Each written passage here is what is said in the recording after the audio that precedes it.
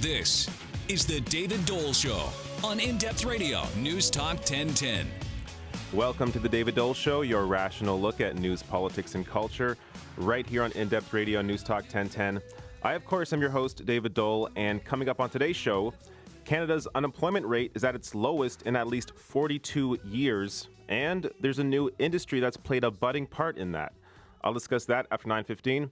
Also, Netflix takes a shot at Doug Ford. I'll also discuss the appointment of his buddy to OPP commissioner. That's after 9:30. And later on in the show, an uproar in France, why the French are protesting, and how mainstream news has largely gotten this wrong.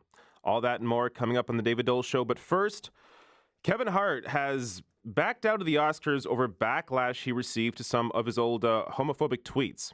Now, I want to hear your thoughts on this. Should he have backed out of this? So 416-872-1010, or if you're calling long distance, 1-877-518-5151, and you can also text me at 71010.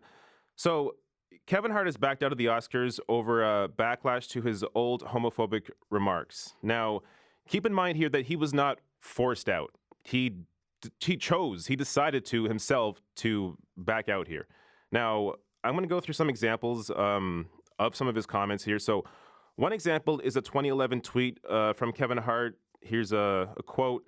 "Yo, if my son comes home and tries to play with my daughter's dollhouse, I'm going to break it over his head and say in my voice, 'Stop, that's gay.'" Now, look, I feel kind of mixed on this. And I'll tell you why. So, first of all, these are old comments. So this is 2010, 2011, he's kind of moved away from these sort of homophobic remarks since then. And also, I mean, this joke that I just read from 2011, to me, this sort of speaks to his anxiety and isn't necessarily trying to be anti-gay, even though I think obviously it also is. But the real issue here isn't how you may feel about this joke and think that people are being overly sensitive. It's what kind of culture does it cultivate? So this is the reason why comedians have moved away from these sorts of jokes. I mean, the main reason is the backlash they face. But the reason for that backlash is because people want to live in a culture where they feel accepted, where their sort of minority isn't the butt of people's jokes. So these sorts of jokes they tend to punch down. So again, I want your thoughts on this. 416-872-1010, or if you're calling long distance, 1-877-518-5151. And you can also text me at 71010. Now, before I get to more examples of Kevin Hart's homophobia, or I guess past homophobia in his comedy here, Kevin Hart, he sort of initially apologized, but not really. So let me read here what he actually did. So Kevin Hart said the Academy asked him to apologize or that they would find another host. Now, Hart said he chose not to issue the apology and instead stepped down, saying he did not want to contribute to feeding the internet trolls.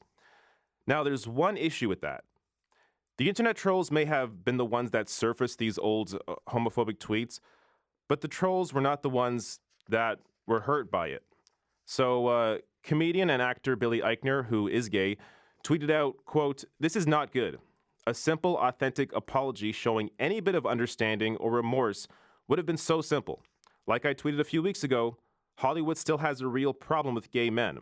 On the surface, it may not look like it. Underneath, it's far more complicated." So, after backlash to his non-apology, Kevin Hart finally did issue an apology, tweeting out, quote, "I'm sorry that I hurt people. I am evolving and want to continue to do so. My goal is to bring people together, not tear us apart. Much love and appreciation to the Academy. I hope we can meet again." Which, I mean, this apology is really all Kevin Hart had to do to begin with. So again, these homophobic jokes that he made are old. I mean, we're talking 2009, we're talking 2011, 2010. Now, for context here, Hillary Clinton did not publicly support same-sex marriage until 2013. Now, this is somebody in a position of real power, somebody who could have enacted real change.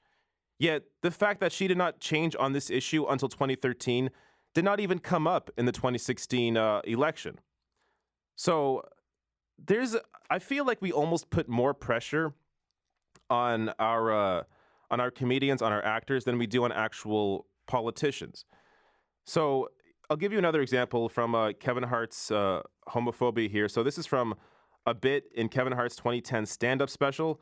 Quote, "One of my biggest fears is my son growing up and being gay. That's a fear. Keep in mind, I'm not homophobic. I have nothing against gay people. Be happy.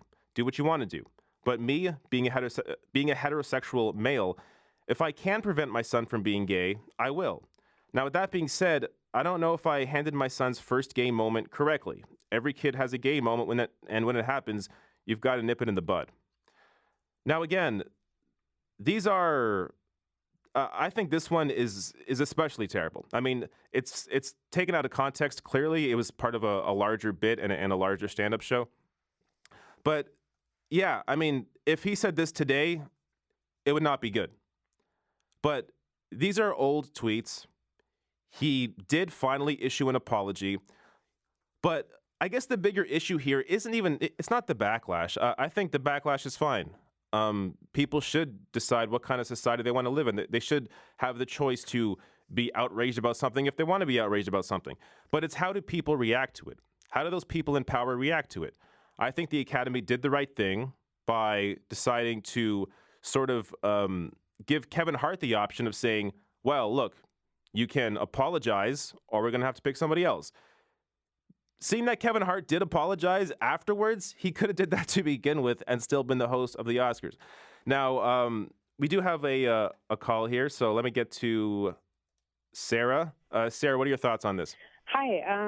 Yeah, I think that Kevin Hart should have done that from the beginning because homosexuals and gay people have been oppressed for so long by institutions, and him being a black man, I would just expect that he would understand the struggle through oppression. Yeah. And like Paula Deen, for example, if she never came out and apologized for her racist remarks, everybody's up in arms. But it's almost like with homosexuality, you know, we're taking a more relaxed approach to it. Like, it doesn't matter that it was in 2011. It still is hateful and hurtful. Mm-hmm. I think that the argument, just sort of playing a devil's advocate here, is that Kevin Hart is a comedian, and comedians tend to sort of push the line, and I mean that's kind of their job. Do you think it's different that if a comedian makes a joke like this as opposed to, say, Paula Deen doing it?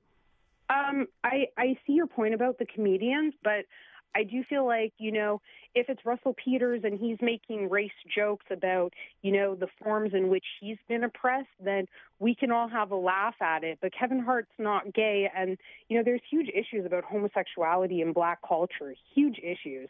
And, you know, for him to poke fun at it, I think that that's insensitive. And I don't think that that's a joke that everybody could laugh at. If you were to take a white male comedian and he was making black jokes, you know, we would take offense to that because he's not part of that group. But if we had a gay comedian making gay jokes, maybe that would be tolerated and a little bit more accepted. Yeah, so you're of the school of thought that basically if you're punching down, then that's to be frowned upon. Yeah, exactly. All right. Thank you, Sarah, for the call. Yeah, no problem. So, yeah, I completely understand what Sarah was saying there. And I mean, I largely agree. I do think, though, that comedians should be given a little more leeway because oftentimes the joke isn't always exactly what it seems to be. So like I said, a joke that he did in 2011 here on Twitter, where he essentially...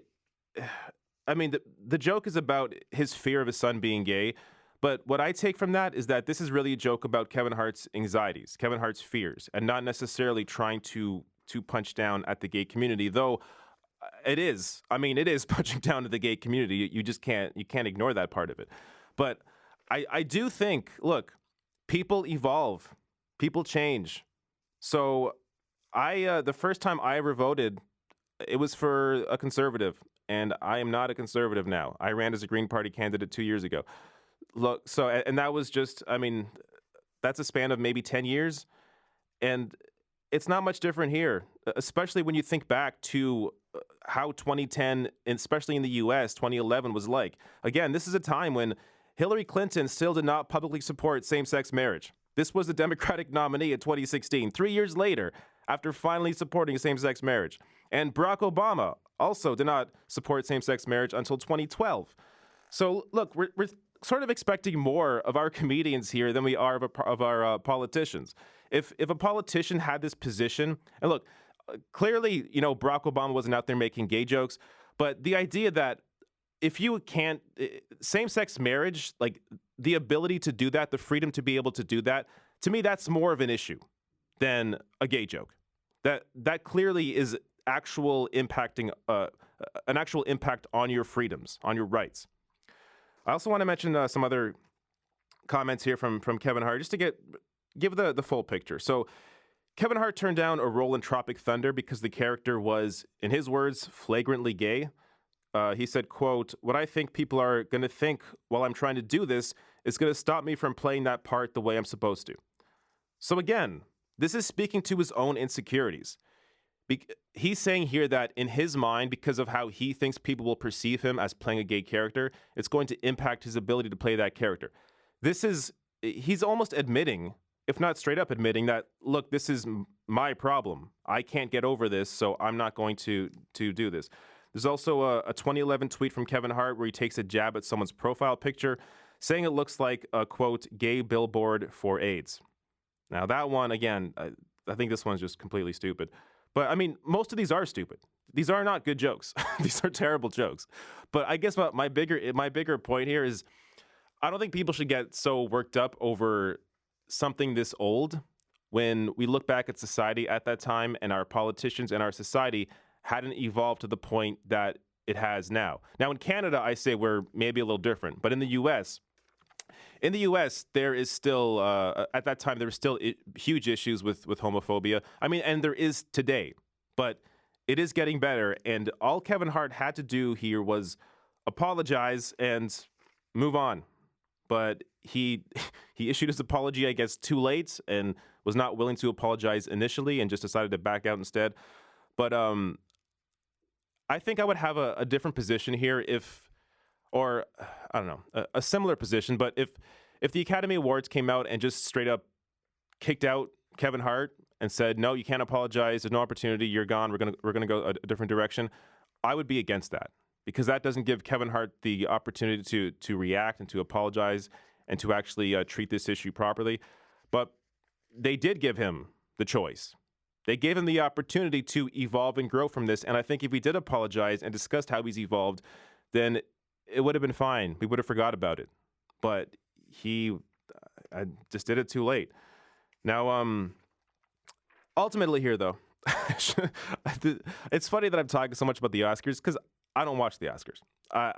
This is something that's happening increasingly more. It's just my generation, millennials and Gen Z, we're not really paying attention to the Oscars. We don't really pay attention to this entertainment news, all this crap. So ultimately, I don't think this really matters to a lot of people. It does matter in the sense of culture still pays attention to these things. I mean, society as a whole does.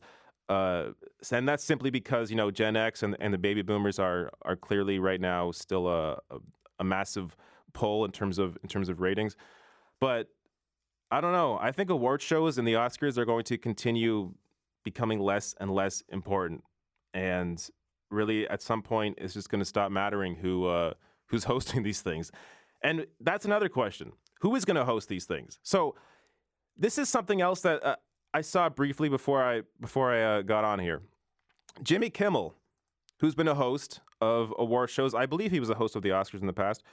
He used to host a show called The Man Show. Now, if you know anything about that show, it was incredibly sexist.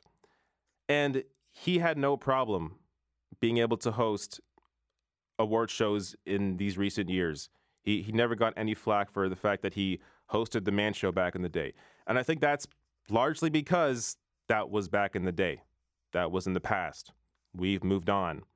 So if people can understand that we can grow and evolve and change, then we shouldn't get so attached to people's past words if they have shown that they've grown and changed. We have a call here from Henry. So what are your thoughts on this?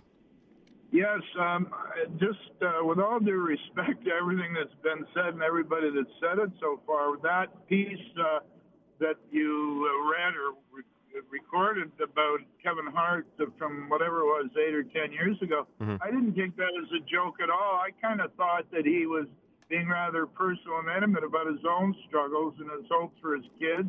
I didn't think that what he meant was if his kid became homosexual, he'd crucify him or anybody else for that matter. So I think it seems like the context isn't correct. It's called a joke. Yeah, it was something rather personal, actually. I think that was a part of his act where it was actually the joke aspect was around that paragraph, and so when that quote is being pulled, they don't have the context of the entire bit. But yeah, I get what you're saying. Like that piece out of context sounds like it's just somebody speaking their own feelings about their own anxieties. Basically. Yeah, but it also speaks to how we're all reacting to sound bites and all sorts of things. Maybe I'm stretching it a little, but it's all the court of public opinion. Everybody's getting crucified for everything these days, and I agree with the part about he should have stuck around and maybe he could have done more good for himself, others, and whatever stripe anybody is. Yep. So, all right. Thanks, Henry. Okay. Yeah. So ultimately, I mean, this was Kevin Hart's decision. This isn't on the Academy. This isn't. I wouldn't say this is on the public for reacting to this.